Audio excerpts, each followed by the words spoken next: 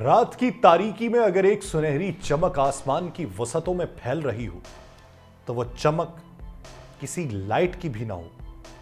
वह चमक कोई आम रोशनी नहीं होती, बल्कि एक पुरस्रार खजाने की दास्तान सुनाती है जो सदियों से जमीन की तहों में छुपा हुआ था।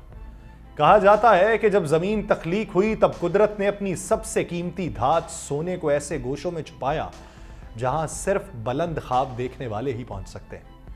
यह सोना सिर्फ एक धात नहीं था, बल्कि इंसानी तहजीब का राज, जंगों की वजह, मोहब्बत का इजहार और बादशाहों की ताकत का जरिया था। दुनिया के कोने कोने में, पहाड़ों के बीच, दरियाओं के किनारे और जमीन की गहराइयों में यह चमकदार खजाना इंसान को हमेशा अपनी तरफ खींचता रहा। हर कौम और हर सल्तनत ने अपनी तारीख में सोने के पीछे एक मुनफरिद कहानी छोड़ी है। कुछ ने इसे जीतने के लिए जंगें लड़ी, कुछ ने इसे संभालने के लिए खजाने बनाए और कुछ ने इसे अपने मुस्तकबिल की जमानत समझा। लेकिन हकीकत यह है कि यह सुनहरी खजाना आज भी दुनिया की मईशत की दिल की धड़कन है। वो धड़कन जो वक्त के साथ कभी मध्यम नहीं हुई। आज की इस दास्तान में हम उन कौमों के बारे में जानेंगे जिन्होंने सोने के सबसे बड़े ज़खायर अपने दामन में समेटे हैं। उन 10 मुमालिक का तज़किरा होगा जो हकीकत के साथ साथ वो ख्वाब अपने अंदर शामिल रखते हैं जो हर इंसानी दिल ने सदियों से देखे। आप सब पर सलामती हो।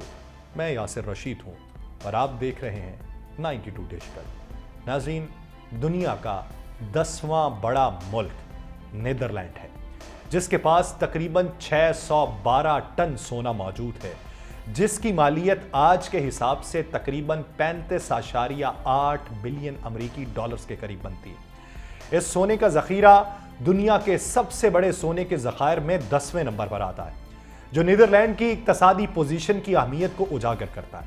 नीदरलैंड ने इस जखीरे में 2014 में एक तारीखी इजाफा किया था जब उसने 122.5 टन सोना वापस हासिल किया और उस फैसले ने आलमी इक्तसादी मंजरनामे में नीदरलैंड की माली पोजीशन को मजीद मुस्तहकम कर दिया। नीदरलैंड्स ने अपने सोने को बैरून मुल्क महफूज करने की बजाय उसे अपने मुल्क में वापस लाने का फैसला किया। उसका मकसद यह था कि सोना मुल्क की मईशत को मजबूत करने और आलमी इक्तसादी बहरानों से महफूज रखने में मददगार साबित होगा। उस इकदाम का बुनियादी मकसद आलमी मालियाती बहरान के बाद पैदा होने वाली गैर यकीनी सूरत हाल का मुकाबला करना था, जब कई ममालिक ने सोने के ज़खायर को बढ़ाने का फैसला किया था। उन ममालिक में नीदरलैंड भी शामिल था, जिसने उस फैसले से आलमी मालियाती इस्तेहकाम के हवाले से अपनी पोजीशन को मुस्तहकम कर लिया। नीदरलैंड के सोने के ज़खायर का बढ़ना एक हकीकत है जिसने आलमी मालियाती इदारों को यह सोचने पर मजबूर किया कि सोना एक महफूज पनाहगाह है जो बहरानों में करेंसी की कदर में कमी या माली गैर इस्तेहकाम के दौरान मदद फराहम करता है। 2024 के अवाखिर में सोने की कीमतों में इजाफे के साथ जो फी औंस 2,758 डॉलर्स तक पहुंच चुकी थी, तो इस ज़िमन के अंदर नीदरलैंड के सोने की मालियत में मजीद इजाफा हुआ, जिससे उसकी माली पोजीशन मजीद मुस्तहकम हुई।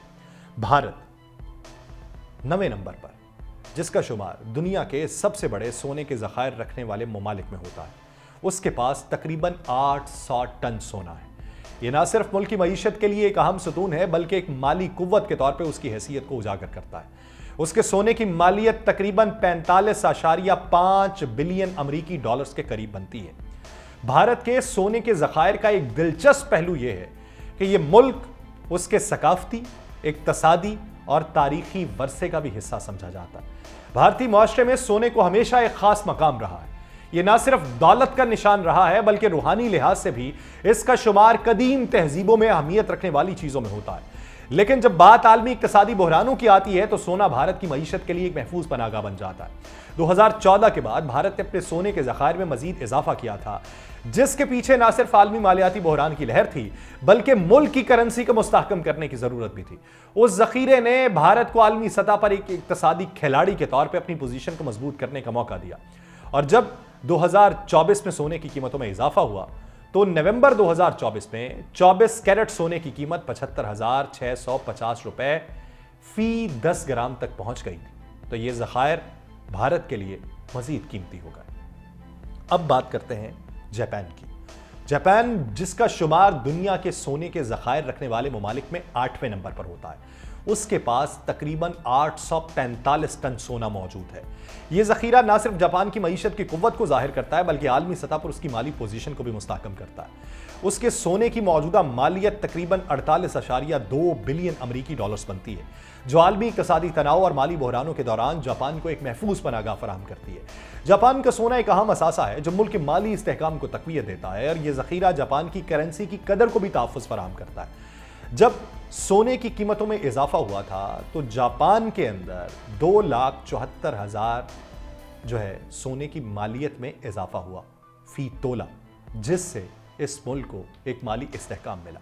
उसके बाद बात करेंगे स्विट्जरलैंड की, जो दुनिया के सोने के ज़खायर रखने वाले ममालिक में 7वें नंबर के ऊपर मौजूद है। उसके पास जो ज़खीरा मौजूद है वो 1040 टन सोने का है, और इसकी मालियत मौजूदा कीमतों पर 60.5 बिलियन अमरीकी डॉलर्स बनती है। 2024 के नवंबर में $2700 फी ट्राई ऑन्स तक पहुंचना सोने की कीमत का ये स्विट्जरलैंड के सोने के ज़खायर की मालियत में इजाफा कर चुका था, और उसकी करेंसी की कदर इसी की वजह से मजीद तकवीत पा चुकी थी। उसके बाद बात करते हैं चीन की। चीन के पास तकरीबन 1948 टन सोना मौजूद है, जो इसे दुनिया के सोने के ज़खायर रखने वाले ममालिक की फहरिस्त में 6ठे नंबर के ऊपर लाता है। उस सोने की मौजूदा मालियत तकरीबन 112 बिलियन अमरीकी डॉलर बनती है। खास तौर पे आलमी मालियाती बहरानों और इक्तसादी गैर यकीनी सूरत हाल के दौरान ये उसे तहफ़्फ़ुज़ फराहम करता है। नवंबर 2024 में चीन के सूबे हैनान में दुनिया के सबसे बड़े सोने के ज़खायर दरियाफ्त हुए थे, जिनकी मालियत तकरीबन 83 अरब डॉलर बताई गई थी। उस दरियाफ्त से चीन की सोने की सनत को मजीद तकवीत मिली, और सोने की कीमतें मुसलसल तब्दील होती रही हैं। मसलन नवंबर में सोने की कीमत जो थी वो $2700 फी ट्राई ऑन्स तक पहुंच गई थी। अगर हम मौजूदा कीमतों के मुताबिक हिसाब लगाएं तो चीन के 1948 टन सोने की मालियत तकरीबन 112 बिलियन डॉलर्स बनती है। उसके बाद बात करेंगे रूस की, जिसके पास तकरीबन 2332 टन सोना मौजूद है, जो उसे दुनिया के सोने के ज़खायर रखने वाले ममालिक की फहरिस्त में 5वें नंबर पर रखता है। उसकी मौजूदा जो मालियत है वो 134 बिलियन अमेरिकन डॉलर बनती है। खास तौर पे इसने अपने ज़खायर में मुसलसल इजाफा किया 2018 में, जब बैंक ऑफ रशिया ने 273.7 टन सोना खरीदा था। सोने के ज़खायर रूस की माली इस्तेहकाम और करेंसी की कदर को मजबूत करने में अहम किरदार अदा करते हैं।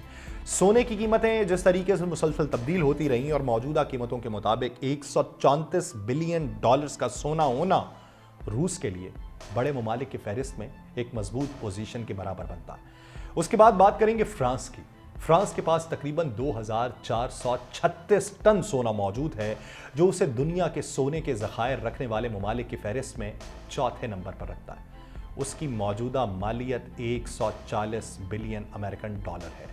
ख़ास तौर पे 2018 में जब बैंक ऑफ फ्रांस ने भी सोना खरीदा था, और सोने के ज़खायर फ्रांस के माली इस्तेहकाम और करेंसी की कदर को मजबूत कर चुके थे।